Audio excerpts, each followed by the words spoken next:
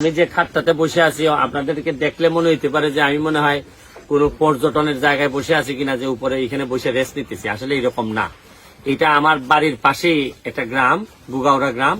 এই গুগাউড়া গ্রামে এইবারে যে আমাদের ঘূর্ণিঝড় হয়েছে, ঘূর্ণিঝড়ে এই বাড়ির যা আছে সব নিয়ে গেছে। আর আমার পিছনে যারা আছেন তারা এই বাড়ির বাসিন্দা। এখন যে কারণে আমার ভিডিওটা করা, আমাদের এইবার ঘূর্ণিঝড়ে প্রায় 150 থেকে 200 বাড়ি ঘর এইভাবে বিভিন্নভাবে ক্ষতিগ্রস্ত হয়েছে। কিন্তু আমার কাছে টিনের বরাদ্দ আসছে মাত্র 87 বা 90 বানের মতো টিন। এখন এগুলা দেওয়ার পর আমার আরো দেখা যাইতেছে যে 70-80টা যেটা ইমার্জেন্সি, আমি তো অলরেডি যা আছে বন্টন করে ফেলছি। কিন্তু এখন এই ঘরটা দেখার পর আমি এমপি হিসাবে, ওনারা আমার ভোট দিচ্ছেন বা দিচ্ছেন না বড় জিনিস না, কিন্তু এমপি হিসাবে তো আমার সবার দায়িত্ব এখন আমার উপর। এখন আমি কি করি বলেন? এখন এই নগদ টাকা তো কোনো না কোনো ভাবে ব্যবস্থা করা লাগবে, নাইলে এদেরকে আমি ঘড়ি বানাই দিব কিভাবে? আমার টিনও তো শেষ। দুর্যোগ মন্ত্রণালয়ে যারা আমাদের যা দিছিলেন দুর্যোগের জন্য তারা কিছুই দিতে পারেন নাই। আমাদের যেটা দিচ্ছেন, আগে যেটা দিচ্ছেন স্বাভাবিক বরাদ্দ, এখান থেকে আমি যা পারছি আমাদের এই পিআইও সাহেবের সহযোগিতা নিয়ে যা দিছি। এখন আমার অবস্থা হয়েছে দেখেন, আপনি ভিতরে এসে দেখেন যে ঘরটা এই, তোমরা কয়েকজন? 4 জন।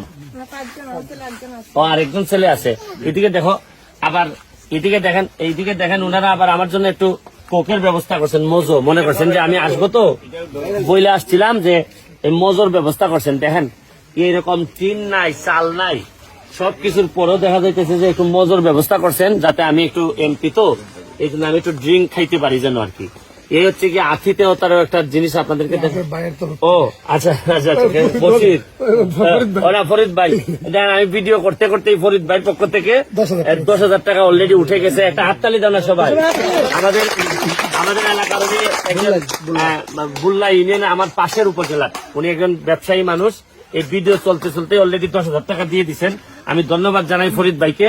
এই টাকাটা আপাতত এখনই তোমরা 10,000 টাকা পাইলে, আমি তো এখনো দেই নাই, কথা বুঝছো? যে এটা এখনো নাও, এটা রাখো। আর আমার পক্ষ থেকে আমি সামনে বলে যাচ্ছি যে এই টিন বা যা যা লাগে, যেহেতু এটা আমার গ্রামই বলতে গেলে, বা আমি এমপি হওয়ার পর তো কারোই এইভাবে টিন থাকবে না আর আমি আরামে এসি দিয়ে ঘুমাবো, এটা তো হইতে পারে না। ধরেন অনেক কিছু সহ্য করে নিতে হয়, কিন্তু এতটা পারা যায় না। কারণ মানুষ হিসাবে মানুষের কষ্টে যদি আপনি কষ্ট পান, তাহলে এই ধরনের বাড়ি ঘর এগুলা ভাঙা দেখলে আর সহ্য হয় না। তো আমি চেষ্টা করে যাচ্ছি। তোমরা এখন আর খিতা লাগে? এখন টিন লাগে। হ্যাঁ, রায়হান আছে। আচ্ছা আচ্ছা আচ্ছা, আমাদের রায়হান, সে উপজেলা চেয়ারম্যান প্রার্থী। আমার ভাল লাগছে যে বাচ্চা ছেলে, কিন্তু সে তার যে হৃদয়টা, কলিজারটা দেখে আমার ভাল লাগলো। এখানে কত? আচ্ছা যাই হোক, ইটা খাও তোমার আমাদের নাও, ইটো নাও, ইটো ফাইলাই, টাকাটাও ফাইলাই। এখন আর কিতা লাগে তোমরা? টিন আর হ্যাঁ, আচ্ছা কিছু টাকা দিলে পরে খাটকুট গুলা বানাইয়া। আর টিন কয়বান লাগবো এখানে পিয়া হিসাব? কয়বান লাগবো? 5 বান লাগবো। 5 বান লাগবো। তাহলে টিনের ব্যবস্থাটা আমরা করে দিতেছি, আর এইগুলা দেয়া এই ঘরটা করে ফেলো, ঠিক আছে? ওকে, ঠিক আছে বাবা। আর পড়াশোনা করেনি এরা?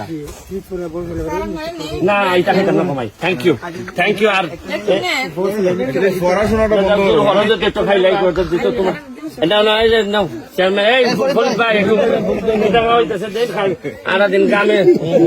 আর এখানে আমাদের পটুয়াখালীর চেয়ারম্যানও আছে। পটুয়াখালীর চেয়ারম্যান একটা গ্লাস খাও।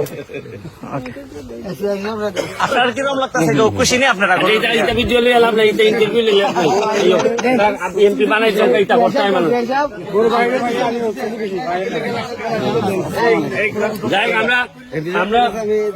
আমরা একটু মজা খাইতেছি, আপনারা আবার ভাববেন না যে এটা গ্লাসটা কালো লাগে। আপনারা সাংবাদিক তো আবার কেটাই কোন নিউজ করে, বোঝা বড় মুশকিল, কেটাই কি করে দেয়।